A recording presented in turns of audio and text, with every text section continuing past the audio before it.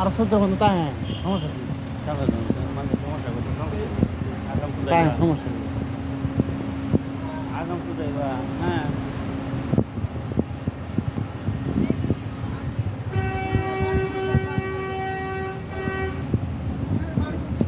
একজন যেমন একজন রাখছে না তিনজনে সারি দিতেন বাস তিনজনে গিয়ে আরাম করতো তাহলে আডি দিল